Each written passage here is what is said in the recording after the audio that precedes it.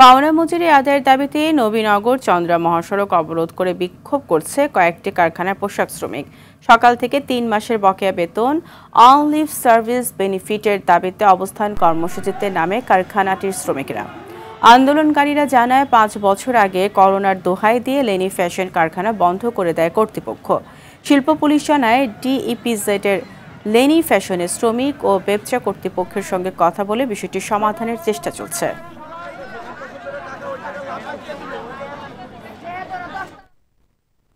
দর্শক, এই বিষয়ে আরো জানাতে নবীনগর চন্দ্রা মহাসড়ক থেকে সরাসরি যুক্ত হচ্ছেন সহকর্মী HM সৌরভ। সৌরভ, আপনি জানাবেন যে শ্রমিকরা কি এখনো সড়ক অবরোধ করে আছে কিনা?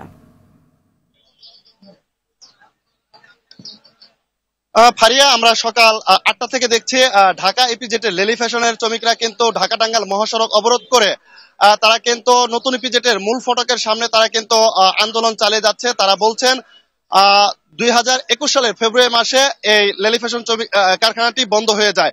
তখন তাদের যে পাওনা বেতন বকেয়া রয়েছে সেগুলো প্রদান না করে কারখানার সামনে নোটিশ ঝুলিয়ে দিয়ে তাদেরকে কিন্তু ৭৫০ শ্রমিককে ছাঁটাই করে দেওয়া হয়।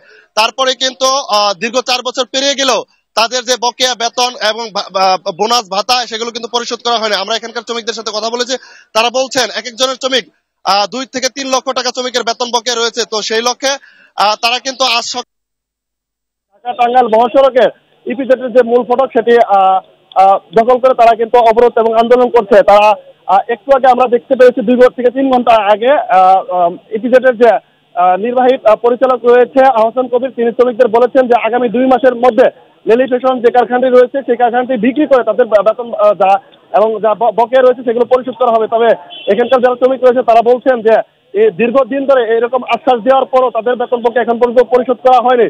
অতএব তারা বলছেন যে কোনো মূল্যে তাদের বেতন বকেয়া পরিশোধ করতে হবে এবং তারা একটি নির্দিষ্ট টাইম দিয়েছে যে আগামী নভেম্বরের ৩০ তারিখের মধ্যে এই বেতন বকেয়া পরিশোধ করতে হবে এবং সেটি নোটিশ আকারে ইপিজেডের সামনে যে মূল ফটক রয়েছে সেখানে ঝুলিয়ে দেওয়া হবে, অন্যথায় তারা এই মহাসড়ক ছাড়বেন না। আরেকটি বিষয় জানিয়ে রেখে এই মহাসড়কটি অবরোধ করার কারণে কিন্তু আমরা দেখতে পাচ্ছি যে ঢাকা টাঙ্গাইল এবং চন্দ্রা নবীনগর যে মহাসড়কটি রয়েছে এটি দীর্ঘ যানজটের সৃষ্টি হয়েছে এবং এই মহাসড়কে চলাচল করে যেসব পরিবহন এবং যাত্রী রয়েছে তারা একটি চরম ভোগান্তিতে পড়েছে।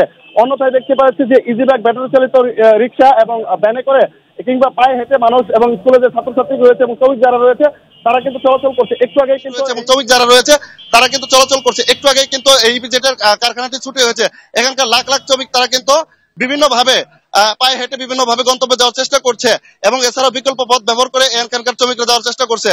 আর আপনি আমাদের সঙ্গে থাকুন, আপনাকে অসংখ্য ধন্যবাদ।